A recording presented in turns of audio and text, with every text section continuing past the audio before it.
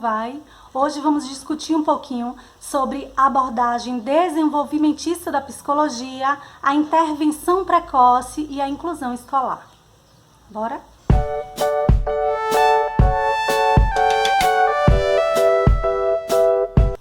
Bom, o que é a abordagem desenvolvimentista na psicologia, né? Ela parte do pressuposto de que uma pessoa autista é uma pessoa que teve um desvio no desenvolvimento do seu sistema nervoso, né, do seu sistema neurológico.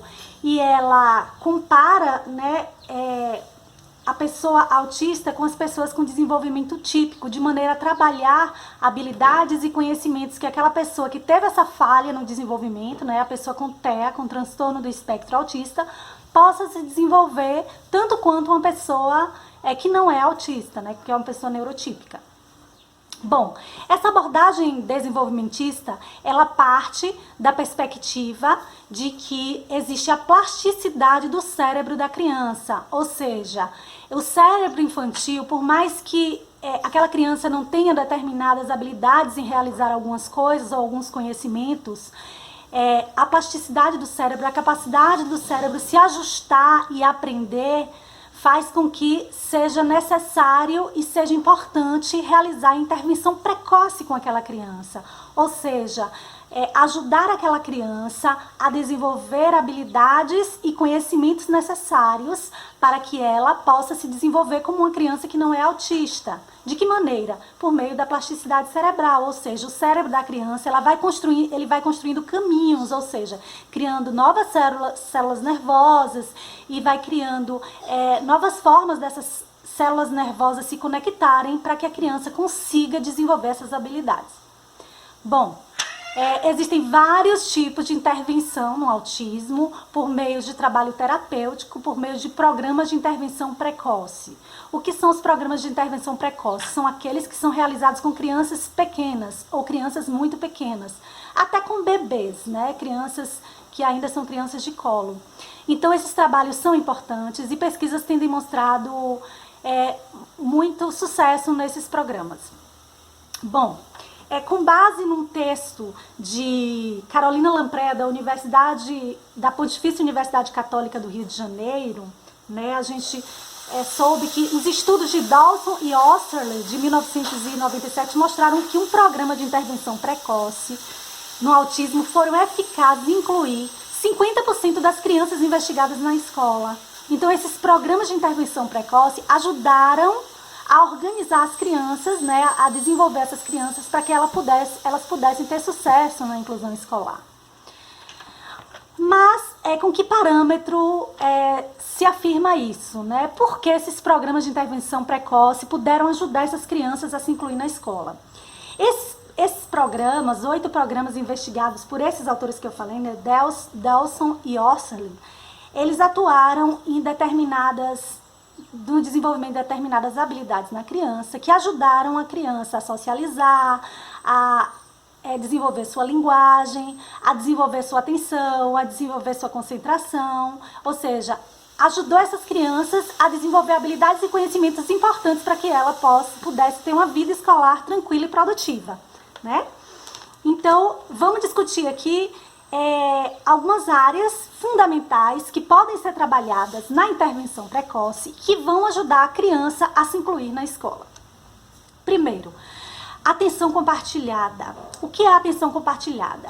É a capacidade de duas pessoas compartilharem a atenção num objeto. Seja um olhando para o objeto e olhando para outra pessoa, para que a outra também olhe para o objeto, seja apontando. De alguma forma, essas duas pessoas envolvidas compartilham a atenção com um determinado objeto. Essa habilidade de atenção compartilhada é importante no ato comunicativo, porque faz com que a gente se conecte com outra pessoa de alguma forma.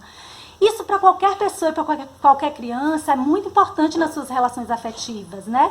Que por conta do olhar, por conta dessa conexão, a gente se conecta afetivamente com o outro. Crianças autistas têm dificuldade com essa atenção compartilhada. Muitas vezes elas nem fixam o olhar durante muito tempo quando olham para outra pessoa, né? Então, à medida que a gente trabalha a atenção compartilhada das crianças autistas, a gente as ajuda a estabelecer conexões com os outros, né? Bom, uma outra área fundamental é a da imitação, porque muito do que a criança aprende é com base na imitação, né? Não que tudo seja trabalhado na imitação, mas a imitação é muito importante para a gente começar a desenvolver essa conexão com o outro, essa comunicação e, dessa forma, a interação social, porque à medida que a gente consegue se comunicar bem com o outro, a gente vai aprendendo a interagir com essa pessoa, né? Desde que o bebezinho, que a criança nasce, o bebê ele se comunica com a mãe, né, fazendo gestos, balbucios, e a mãe imita o bebê, né? Então essa atividade comunicativa começa de uma forma muito precoce. Então aqueles bebês que não conseguem imitar sua mãe ou que não conseguem compartilhar a atenção no objeto com sua mãe, então desde pequenininho já dão indícios, né, de que tem algo diferente, que precisa ser investigado. Bom, uma outra área importante de ser desenvolvida antes da criança ser incluída na escola é o processamento sensorial. Os autistas eles têm dificuldade de processamento sensorial porque eles podem ter hipersensibilidade ou hipossensibilidade sensorial, como eu já falei em outros vídeos. Então, trabalhos de processamento sensorial, através, por exemplo, de terapia ocupacional de integração sensorial, ajuda muito a criança a trabalhar essas questões sensoriais. Imagine um indivíduo que não consegue estar num ambiente barulhento, né? Uma criança que não consegue estar num ambiente barulhento. Boa parte dos ambientes que são povoados por crianças são barulhentos. Então essa criança já vai ter uma dificuldade de estar ali com o outro e dessa forma de interagir com o outro. Então a criança autista ela pode estar desenvolvendo maneiras de estar lidando com a sua hipersensibilidade, estar equilibrando o seu processamento sensorial, mas precisa de intervenção precoce, precisa de ajuda, precisa de tratamento, né? Precisa de terapia. É importante a gente observar que existem alguns motivos pelos quais uma criança demonstra desequilíbrio comportamental por conta do processamento sensorial. Se a criança tiver hipersensibilidade, ou seja, sensorial, ela for muito sensível a barulhos, ela pode estar desenvolvendo um comportamento disruptivo, né, fora do padrão, porque ela tenta se acalmar. Né? Ela está tentando se acalmar porque ela está hiperestimulada, ela está tentando se organizar. Crianças que têm hipossensibilidade sensorial, ou seja, elas sentem de menos, elas também podem desenvolver comportamento disruptivo, elas também podem gritar, elas podem fazer algum tipo de bagunça, ou barulhos, ou se irritar, porque elas estão fazendo aquilo para tentar se estimular, se ativar, já que elas processam de forma mais lenta, ou seja, elas não sentem tanto. Não sei se o correto é dizer de forma mais lenta, mas elas sentem com mais dificuldade. E também, às vezes, a criança está hiperestimulada ou hiperestimulada e ela precisa descarregar a atenção desse mundo tão cheio de estímulos, tão complexo, né? E ela fica irritada e ela pode ter um comportamento disruptivo para descarregar a atenção. Então, a primeira coisa que a gente tem que fazer é entender o que está ocasionando aquele comportamento disruptivo. O que é que está ocasionando aquele comportamento na criança fora do padrão, né? Ela está tentando se estimular, ela está tentando descarregar a atenção ou ela está tentando se acalmar e se organizar? Porque a partir daí a gente pode intervir. Por exemplo, se ela está hiperestimulada, a gente vai tentar evitar situações que façam que ela se hiperestimule. E isso pode ser trabalhado nas terapias de maneira que ela vá se acostumando com os barulhos, vá se acostumando com os diversos estímulos aos poucos, né? É como no vídeo das festas, que a gente fala aqui no canal sobre festas. Um autista ele não pode ir para festa, ele até pode, mas ele tem que se acostumar aos poucos com os barulhos, com os estímulos, não é? E também vai de autista para autista, ele pode não querer ir, né? Ele pode não gostar, depende da pessoa, do caso, da situação. Uma outra área importante de ser desenvolvida é o trabalho com jogos com pares. Isso ajuda muito na socialização, na comunicação, né? Enriquece o repertório comunicativo da criança. A criança ela vai aprender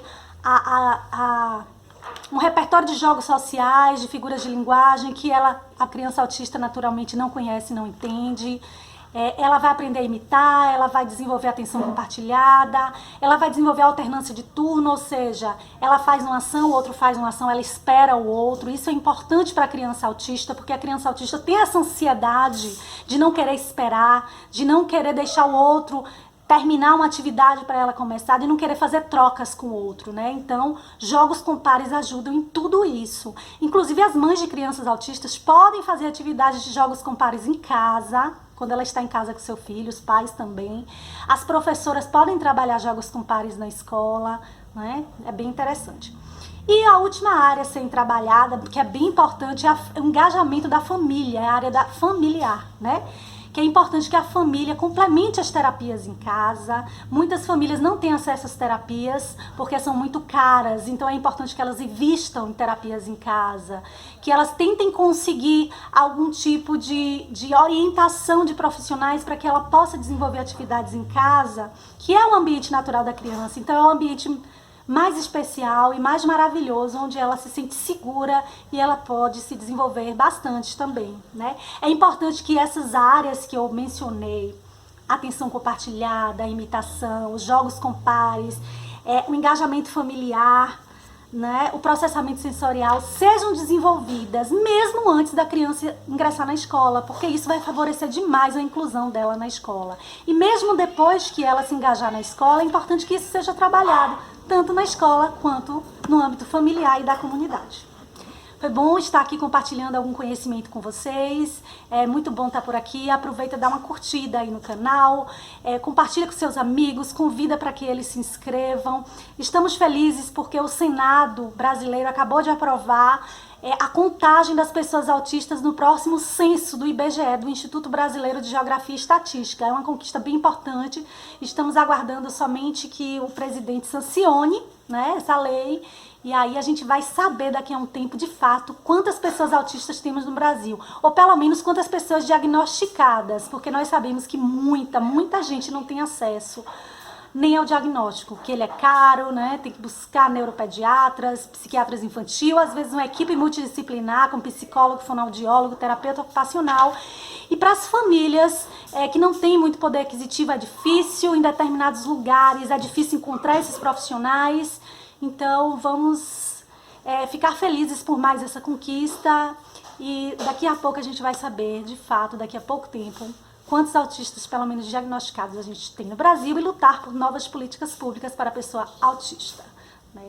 Um abraço a todos, até mais.